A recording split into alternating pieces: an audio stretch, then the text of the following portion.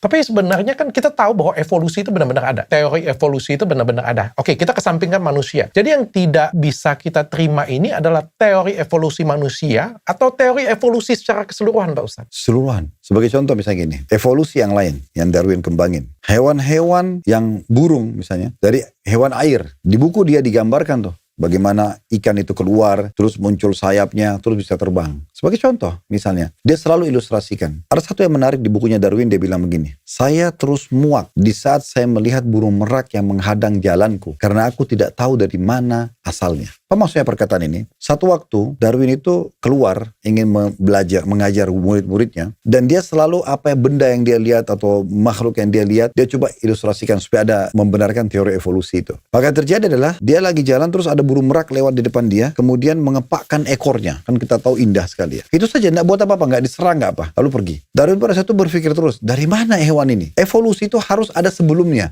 Baru muncul hewan ini. Dia terus mencari tahu dan dia tidak temukan. Di bukunya sampai dia wafat, masih ada bahasa membahasakan, mengatakan bahwasanya saya terus muak mengingat burung merak yang menghadang jalan saya karena saya tidak tahu dari mana asalnya. Terbukti juga, saya pernah lihat dokumenter sebuah fakta ilmiah. Nanti insya Allah mudah-mudahan tidak ada halangan. Saya tidak ingat sekarang, tapi kalau saya ketemu saya akan sampaikan ke Dr. Richard. Jadi pernah pendukung teori evolusi ini mendatangkan satu tengkorak yang dianggap itu tengkorak manusia, dan itu mirip sekali sama muka kerah, mirip sekali. Mungkin rahangnya lebih maju gitu kan. Dan itu dipercaya sekitar 100 tahun. Setelah 100 tahun didatangkanlah dengan berkembangnya teknologi lebih canggih, terbukti itu ternyata itu adalah rekayasa. Dan itu betul-betul menghantam wajah para pendukung teori evolusi itu.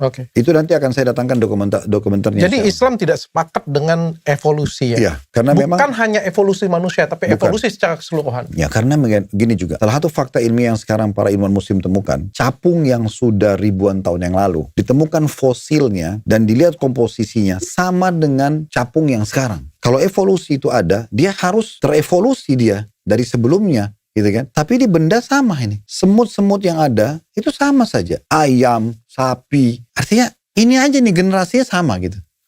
Ya.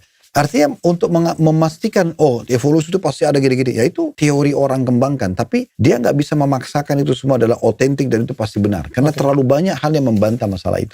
Yang Islam tidak sejalan dengan itu.